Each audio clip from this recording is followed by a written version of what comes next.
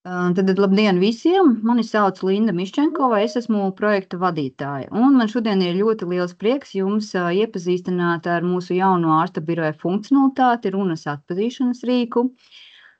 Šodien es pastāstīšu par iespējām un par pašu funkcionalitāti. Mūsu eksperts Edgars Prostakovs ir sagatavojis video prezentāciju, lai mēs nodemonstrētu, kā lietotājs to ikdienā var izmantot darbībā.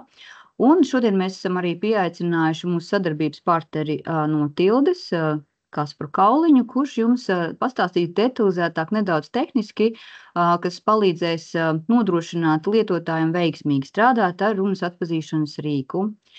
Paldies jums visiem, kas tiešsaistē ir iesaistījušies un veido kopīgi šo webināru, jo pēc mūsu stāstījuma, visu 3 stāstījuma, mēs esam gatavi arī atbildēt uz jautājumiem. Tā kā jūs droši pēc tam varat celt rokas, slēgt iekšā mikrofons vai rakstīt čatā. Dace man šodien palīdzēs novadīt visas diskusijas, tā kā mēs arī gaidīsim noteikti jautājumus un būsim gatavi uz viņiem atbildēt. Par runas atpazīšanas rīku. Tātad runas atpazīšanas rīks nodrošina reālajā laikā, vai kā mēs sakam, online, iespēju lietotājam diktēt saturu un redzēt atpazīšanas rezultātu vidē, kurā notiek šī diktēšana. Veidojot šo funkcionalitāti, mūsu galvenais mērķis bija atvieglot ārsta un medicīnas personāla ikdienas darbu, sagatavojot dažāda veida medicīnas dokumentus, un kas savukārt ļauj ietaupīt resursus uz dokumentu sagatavošanu. Šī funkcionalitāte ir paredzēta līdz ar to pilnīgi visiem ārsta biroja lietotājiem, un runas atpazīšanu var izmantot visos sistēmu pārskatu formu tekstu laukos, kuros ir paredzēts ievadīt vairāku rindiņu tekstu. Kā arī runas atpazīšana mums ir pieejama ārsta birojā visos DAM dokumenta laukos, kas ir teksta lauki. Mēs esam izmantojuši runas atpazīšanas rīkā medicīnai pielāgotu moduli, tad tāds, kurš runas atpazīšana spēj arī atpazīt medicīnas terminoloģiju. Un, kā jau iepriekš minēju, lai būtu plaša pielietojamība, esam to integrējuši un iespēju devuši dažādos dokumenta teksta laukos izmantot automātiski šo runas atpazīšanu. Lietotājiem savukārt ir iespēja atpazīto tekstu diktēšanas laikā redzēt uzreiz, un, ja ir tāda nepieciešamība, papildināt ar kādu vārdu vai izdzēst, kad ir veikta diktēšana, tad arī šo atpazīto tekstu var rediģēt, papildinot ar vārdiem, izdzēšot visu, kas ir nepieciešams teksta laukā. Tad runas atpazīšanas rīks mums ļauj pātrināt dokumentu sagatavošanu, līdz ar to arī mums ļauj samazināt iestādē uzņēmumā dokumentu sagatavošanas izmaksas. Vizuāli tad jebkurā sistēmas dokumentā, kā es iepriekš minēju, teksta laukā ar labo peli tiek izsaukts runas atpazīšanas rīks, iespiesta poga, ka notiek runas atpazīšana un lietotājs diktē. Bet, lai to redzētu, kā tas sistēmā notiek, šobrīd es jums parādīšu un palaidīšu Edgara sagatavoto video prezentāciju.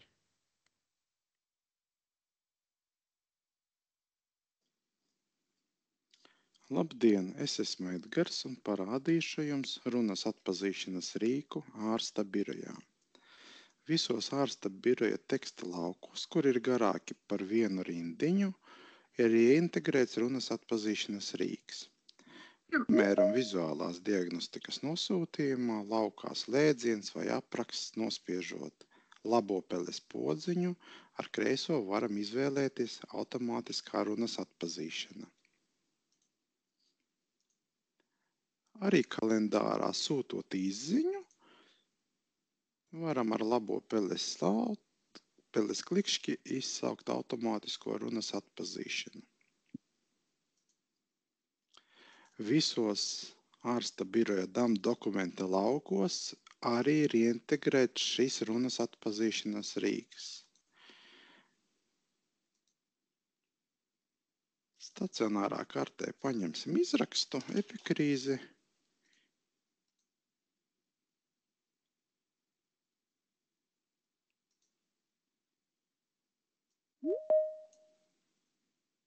Un ar labo peles taustiņu varam izsaukt automātisko runas atpazīšanu. Tagad praktiski iediktēsim arī kaut ko.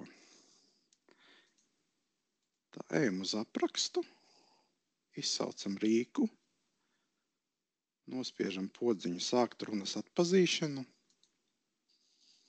Kreisās talakrurālās locītavas sprauga asimetriski sašaurināta, komats ar artikulējošu virsmu subhondrālu sklerozi, komats margināliem osteofītiem, domuzīme degeneratīvs osteoartrīts, punkts, jauna rinda, papēža kaula entesofīti dorsālā un plantārā virsma līdz 0,7 cm, punkts, sīki kalcināti mīkstos audos dorsāli no talakrurālās locītavas, punkts. Šo tekstu var labot, papildināt pēc rīka ierakstīšanas, un šis rīks ir integrēts ar medicīnisko vārdnīcu, tāpēc atpazīst terminus, bet kaut kādus vārdus nezinu, šo rīku ir iespējams arī apmācīt. Aiziesim uz DAM dokumentiem tagad.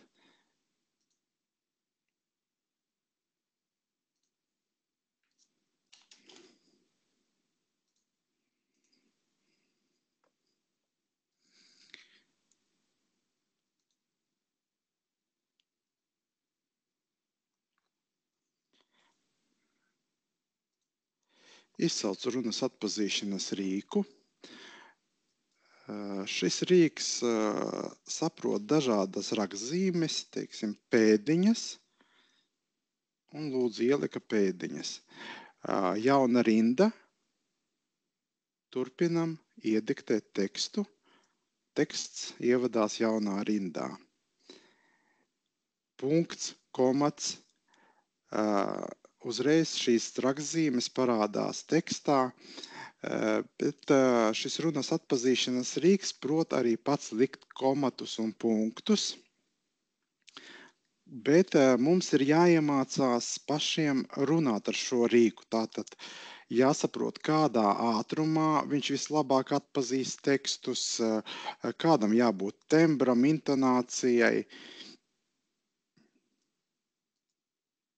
Apstādināju ierakstu un ar krustiņu aizvēru ciet. Ja?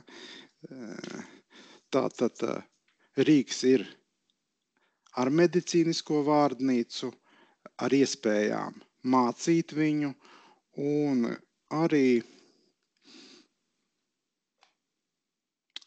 var papildināt ar dažādiem simboliem, jeb vadības kaut kādām komandām, tādām kā punkts, komats, pēdiņas, semikols, kols.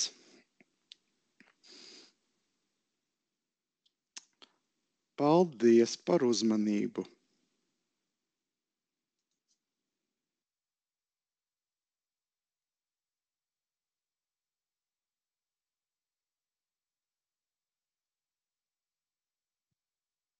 Tātad ejam tālāk par tehniskām prasībām. Lai izmantotu runas atpazīšanas rīku, jums ir nepieciešama ārsta biroja versija 5.41.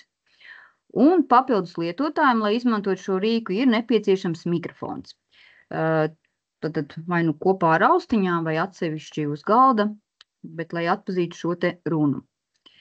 Par ieviešanu un piegādi runas atpazīšanas rīks ir plānots, un mēs to piegādājam ar ikmēnešu nomu.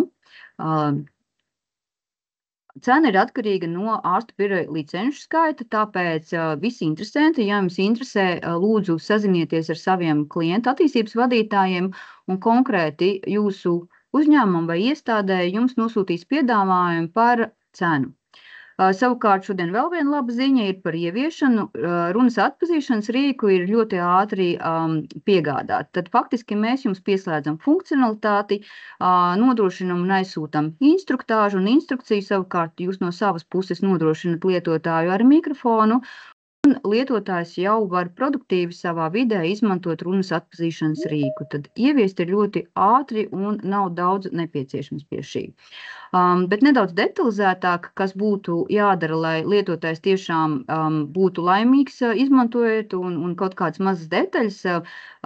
Es aicināšu pastāstīt Kasparu. Viņš varēs gan par tehnisko, gan arī par šo te runas atpazīšanu vairāk pastāstīt no savas pieredzes. Kaspar, lūdzu, vari paņemt šobrīd ekrānu pie sevis. Jā, sveiki. Es ceru, ka jūs mani dzirdat. Tā viena mirkli. Tā es nokopīgoju savu ekrānu. Ceru, ka tas ir redzams. Tūlīt pāriešu uz pilnu formātu prezentāciju. Jā. Tā. Vai jūs redzat manu ekrānu? Jā, mēs redzam. Jā. Dzirdam labi. Jā, labdien visiem. Prieks būt daļai no šīs jaunās iespējas ārstu biroja lietotājiem. Un šodien es tā pavisam īsi pastāstīšu par to, kādas ir tās iespējas un varbūt arī kā no mūsu pieredzes vislabāk šāda veida risinājumus lietot, lai mēs iegūtu iespējami labu šo te runas atpazīšanas kvalitāti. Varbūt sākšu ar tādu vispārīgu slaidu par to, kur vispār šī tehnoloģija, kura šobrīd ļoti strauji attīstās, tiek lietota. Šī runas atpazīšanas tehnoloģija tiek lietota pirmkārt tādai automatizētai teksta izgūšanai no audio un video failiem. Tātad, un mēs esam runājuši arī ar ārsta biroja speciālistiem par to, ka iespējams nākotnē varētu izveidot iespēju arī apstrādāt iepriekš sagatavotus failus, ierakstītus failus, kas varētu būt arī kaut kāds diktofona centra scenārijs. Bet tur ir arī ļoti svarīgi nodrošināt šo te audio failu audio kvalitāti. Un tas iemesls, kāpēc bieži vien šāda izgūšana tiek veikta, tad ir, lai mēs varētu piekļūt šim saturam, to kaut kādā veidā lietot, vai, ja nepieciešams, arī veikt šī satura analīzi. Tie ir tādi publiskie, būtiskie lietojumi. Otrs tāds režīms ir šī dokumentu veidošana balsī. Tas ir tieši tas, ko mēs esam kopīgi ar ārsta biroja speciālistiem tad arī šajā te jaunajā funkcionalitātē iestrādājuši. Vēl runas atpazīšanu šobrīd ļoti populāri izmantot dažādu veidu sanāksmi transkriptu veidošanai un protokolu automatizētai veidošanai. Mēs varam izmantot vēl dažādus citus papildu rīkus un funkcionalitāti, lai apstrādātu šos dokumentus. Jā, mēs ar runas atpazīšanas tehnoloģiju palīdzību mēs varam veidot arī subtitrus video materiāliem. Arī šī tehnoloģija tiek izmantota cilvēku datoru saziņā. Ir droši vien daudz no jums, kas iespējams sarunājas balsī ar savām viedierīcēm. Un vēl viena būtiska funkcionalitāte lietojuma šai tehnoloģijai ir saistīts ar tādu asistīvo tehnoloģiju jomu, proti šis ir veids, kā pie audio satura var nokļūt cilvēki ar dzirdes traucējumiem. Tātad šis te iekļaujošās tehnoloģijas, kas atbalsta. Bet šīs dienas stāsts ir protams, par to, kā ir izveidota šāda te jauna funkcionalitāte pašā ārsta birojā. Un tad šobrīd tas, kas tiek piedāvāts lietotājiem, ir šis vispārīgais medicīnas runas atpazīšanas modelis, kuru mēs pastāvīgi uzlabojam. Un mums ir paredzēta viena tāda, es uzreiz tā aizskrienot mazliet notikumiem uz priekšu, saku, ka mums ir paredzēta viena jauna liela relīze tieši augustā, jo mēs esam pēdējo 2 gadu laikā ļoti cītīgi vākuši jaunus medicīnas datus. Un veicam tādu lielāku šā te mūsu medicīnas runas atpazīšanas modeļa pietrenēšanu, ja pat varētu šajā gadījumā teikt pat pārtrenēšanu ar jaunākām tehnoloģijām, un tad augustā ir sagaidāma tāda pavisam jauna relīze. Jo Mēs esam veikuši eksperimentus dažādos virzienos, mēģinot veidot gan vispārīgus medicīnas runas atpazīšanas modeļus, gan arī konkrētām jomām, medicīnas apakšjomām paredzētus modeļus. Vissarežģītākās jomas ir radioloģija un arī dažādu veidu operāciju apraksti. Jā, ir ļoti svarīgi saprast, ka šī tehnoloģijas attīstīšana un kvalitāte ir ārkārtīgi atkarīga no tā, vai un cik daudz šī tehnoloģija tiek lietota. Jā, jo, kā jau arī kolēģis minēja video ierakstā, tad, kad jūs veicat kaut kādus labojumus vai kad atrodat kādu neprecīzi atpazītu vārdu un izlabojat to, tad mums ir iespēja, protams, vienojoties ar klientiem, šos datus izmantot tās modeļa piemācīšanai vai viņa kvalitātes uzlabošanai, lai viņš nākamajā reizē jau šo vārdu vai terminu vai saīsinājumu atpazīst pareizi. Ja? Tas, kas sākotnēji būs pieejams, būs šī iespēja veidot tekstu diktējot, kas arī tika parādīta manuprāt, ļoti uzskatāmi.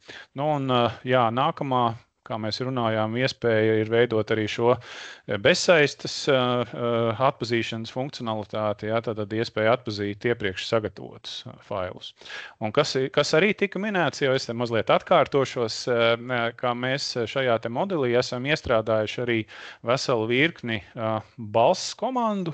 Jums šī prezentācija būs pieejama, un, protams, arī tad, kad jūs saņemsiet šīs instrukcijas ieviešanai, es ticu, ka arī tur būs šī informācija pieejama, tā kā tagad nemēģiniet viņas visas iegaumēt vai pierakstīt, jā, lai varētu veidot tādus gramatiski pareizus šos te teikumus un izmantot dažādas grafiskās zīmes šajās te teksta laukos, automātiski viņas ievietojot ar balss komandu palīdzību, tad var izmantot šīs te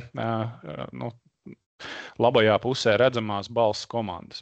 Un tad vēl pavisam īsi, vienkārši no tās mūsu pieredzes, kas ir tās svarīgās lietas, kuras vajadzētu ievērot, lai uzlabotu to atpazīšanas kvalitāti. Viena lieta, kas man jāsaka kā tāds secinājums pēc mēs ar vairākiem no jums es redzēju tos klātesošo dalībnieku vārdus, ar vairākiem no jums mēs jau esam to mēģinājuši, mums ir tāda empīriska pieredze izveidojusies. Šāda jauna rīka ieviešana prasa no tiem speciālistiem, kuri to lietos, zināmu pielāgošanos. Un es zinu, ka ārsti ir ļoti aizņemti cilvēki, ārsti ir ieraduši darīt lietas veidā, kā viņi to dara. Tā skaitā arī tie, kas izmanto, teiksim, diktafona centra pakalpojumus, tad viņi noteikti ar savu to noteikto pieeju veic arī to iediktēšanu. Un šis risinājums, lai viņš labi strādātu, ar viņu ir jāiemācās sadraudzēties.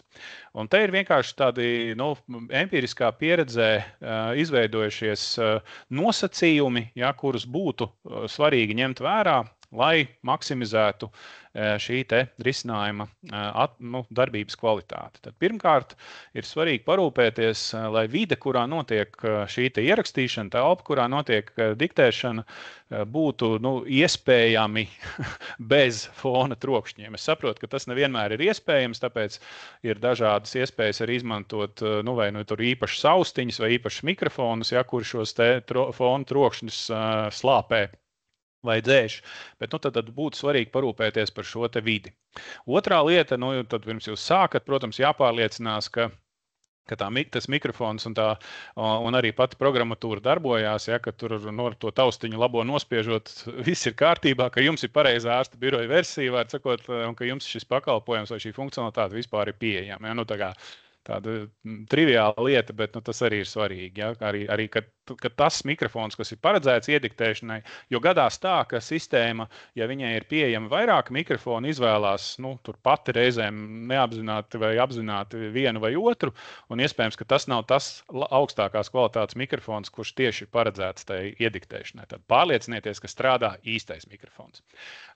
Tad ir ļoti būtiski tomēr kontrolēt to, cik skaidri un precīzi mēs izrunājam vārdus. Ja? Tad, tas nenozīmē, ka vajag runāt ļoti lēni, vai tas nenozīmē, ka jums kaut kā tur tā lēni un žēlīgi viss ir jāizrunā, bet svarīgi, ka tiek izrunāts katrs vārds, ja? Un jāizvairās no tādas steigas, kas, tā kā man ir nācies dzirdēt ļoti daudz diktafona centra ierakstu, tad nevienmēr tādiem ļoti aizņemtiem speciālistiem izdodas. Jā, tā vēlme pēc iespējas ātrāk ierunāt, un tad, lai jau tur kāds tiek galā, šajā gadījumā, izmantojot šo rīku, lai tas būtu efektīvs, ja, tad ir svarīgi runāt skaidri un vairīties no šīs steigas. Un to runas ātrumu mēs iesakām katram pašam atrast. Tā būtu tāda empirisku izmēģinājumu pieeja, ja, kad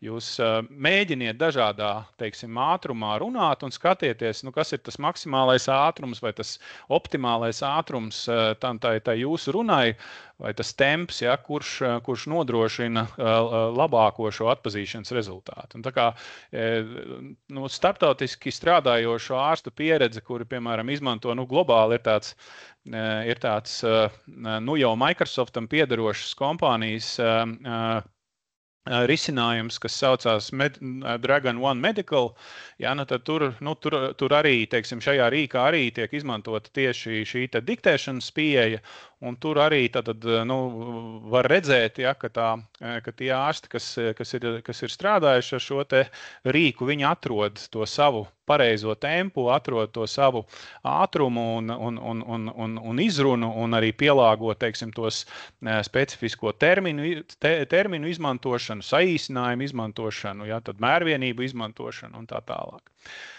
Jā, tā intonācija un pauzes arī ir svarīgas. Tā kā ir iespējas izmantot divējādi, ja, šo te diktēšanas rīku. Viena ir diktēt pilnīgi visas pieturzīmes, un arī visas šīs citas grafiskās zīmes, ko mēs vēlamies izmantot teikumā. Tātad iekavas, pēdiņas, šķērsvītras, slīpsvītras, defises, domzīmes un tā tālāk. Un ir iespēja, tad arī tajā modelī ir iebūvēts arī automātisks šis te pieturzīmi licējs, īpaši tur teikuma beigas un komati bieži vien tiek jau automātiski ievietoti, bet tas katram pašam ir jāatrod tas labākais veids, kā runāt, lai dabūtu maksimālo kvalitāti. Tad ir svarīgi sekot līdz tam tekstam, kas tiek transkribēts, lai jūs pamanītu kaut kādas kļūdas, un tad atkal šī pieeja var būt atšķirīga. Vieniem patīk nodiktēt līdz beigām un tad veikt šo pēcrediģēšanu, citi labāk izvēlas uzreiz tās kļūdas izlabot un tad turpināt diktēšanu. Ja, tā kā, es ceru, ka jūs atradīsiet, kas strādā vislabāk. Tad vēl viena svarīga lieta ir šī specifiskā terminoloģija un tās lietojums. Ja? Tad mēs, kā jau tika minēts, Edgars minēja, mēs esam iestrādājuši kaut kādu to medicīnas vārnīcu. Ja? Tajā jaunajā relīzē augustā tā būs vēl plašāk. Šis mūsu rīka valodas modelis tiks papildināts ar ļoti lielu īpaši radioloģijas datu kopumu. Ja? Tad tur būs specifiski dažādām radioloģijas apakšjomām. Tur būs daudz plašāk šī vārnīca. Tā kā viņš precīzāk atpazīs arī šos radioloģijas terminus. Bet tur, kur jūs lietojat kaut kādus saīsinājumus, ja, tad svarīgi būtu, ka jūs viņus izmantojat konsekventi, nesaucot lietas un dažādi. Ja, tas arī uzlabos šo te atpazīšanas kvalitāti. Jā, tad ir īpaši svarīgi, lai neradītu kaut kādas nevēlamas sekas, ir sekot līdzi šai skaitliskās informācijas diktēšanai, ja jūs saucat kaut kādus skaitļus, datumus vai devas, jo īpaši, jā, tad tur vajadzētu tam pievērst īpašu uzmanību, jā, kā tas tiek atpazīts. Tad mūsu risinājums tur automātiski pārveido šos skaitļa vārdus ciparos, jā, bet tad tur būtu jāseko līdzi, ja, lai tur nerastos kaut kādas kļūdas, kas var izraisīt nopietnas problēmas. Nu jā, tad ir šī te balss komandu izmantošana. Arī atrodiet sev labāko pieņemamo veidu. Nu, nezinu, uztaisiet kaut kādu špikeri kaut kur sev priekšā, ja kādas ir tās balss komandas, kuras sistēma atpazīst. Un mēs jau esam arī ar ārsta biroja speciālistiem runājuši, ka nepieciešamības gadījumā konkrētiem klientiem mēs varam papildināt šo modeli ar jums nepieciešamām balss komandām. Ja tādas, tur mums abiem ir jāsastrādājās, jo mums arī jāskatās, kā mēs varam atspoguļot tajā teksta laukā šo te balss komandu izpildi. Ja tās ir kaut kādas ļoti specifiskas grafiskas zīmes, tad mums kopīgi ir jāmeklē tas risinājums, bet katrā gadījumā esam atvērti šādu te iespēju pievienot. Visbeidzot, tā pārbaude un pēcreģēšana, tad neviena tehnoloģija nav ideāla un arī droši vien nekad nebūs ideāla. Mēs tiecamies uz to, ka šī pēcreģēšana būs pēc iespējas mazāk laika ietilpīga, bet tomēr būtu svarīgi, ja pēc tam, kad ir pabeigta diktēšana, pārliecināties, ka viss ir pareizi, pirms kaut kur to informāciju saglabāt. Īstenībā tas arī ir viss, ko es gribēju attiecībā uz šo te rīku teikt. Vēlreiz atgādināšu vai atkārtošu, ka mums ir ļoti svarīgi, ka jūs to lietojat. Mums ir ļoti svarīgi saņemt no jums atsauksmes, lai mēs šo tehnoloģiju, mēs turpināsim viņu pastāvīgi pilnveidot, bet vislabāk palīdz tieši tas, ka mēs zinām, kas lietotājiem ir nepieciešams, kas lietotājiem traucē vai ko lietotāji pamana kādus kļūdus vai nepareizi atpazītus vārdus, frāzes, terminus. Tā kā tas ir mums ļoti svarīgi. Paldies! Kaspar, paldies! Es pārņemšu ekrānu.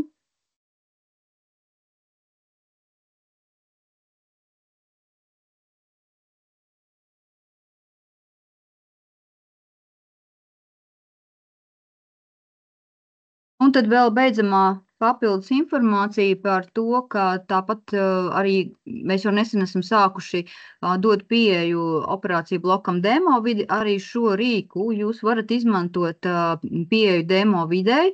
Tā ir noteikti jautājiet saviem klientu attīstības vadītājiem, vai ir e-pasts kopīgais @meditec.lv, vai arī mūsu mājaslapā jūs arī varat izmantot šo piekļuvu un pieprasījumu pēc demo vidas. Tad tas arī ir viens veids, kā jūs paši varat nedaudz paspēlēties un paskatīties uz šo konkrēto funkcionalitāti. No manas puses šobrīd tad viss. Mēs esam tagad gatavi atbildēt uz jautājumiem. Varbūt Dace jau kaut kas ir uzrakstīts, vai arī celiet rokas un droši slēdziet iekšā mikrofonus. Jā, labdien! Tātad es pamodurēšu jautājumus. Pirmais jautājums bija, vai runas atpazīšanas izsaukšanai vienmēr jāmeklē ir pele?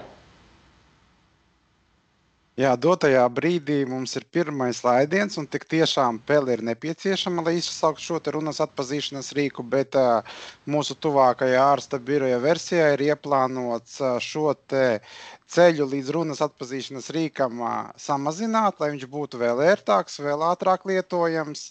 Tad gaidām relīzi jaunu. Paldies. Un otrs jautājums, kas ir ieskrējis, es domāju, ka jau ir atbildēts, vai rīku varēs izmēģināt vispirms, kas jau ir redzams jau ekrānā arī, kad izmēģinām versiju. Tātad demo versija visiem interesantiem ir pieejama. Droši prasiet, vai mājaslapā aizpildiet pieteikumu vai klienta attīstības vadītājiem. Jo vairāk, jo labāk, kā teikt. Vairāk man jautājumu čatā šobrīd nav. Varbūt, ka kāds vēlas ieslēgt mikrofonu un kaut ko specifiskāku uzjautāt, vai arī droši rakstiet čatā.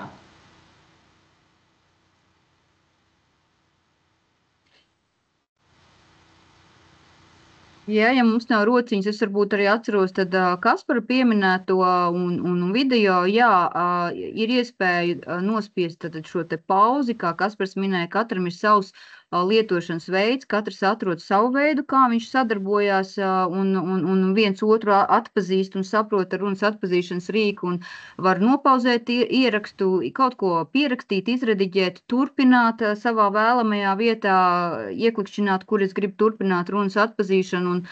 Un tāpēc mēs arī aicinām tiešām sazināties ar saviem klientu attīstības vadītājiem un noprecizēt par pieslēgumu un par iespējām šo te rīku izmantot.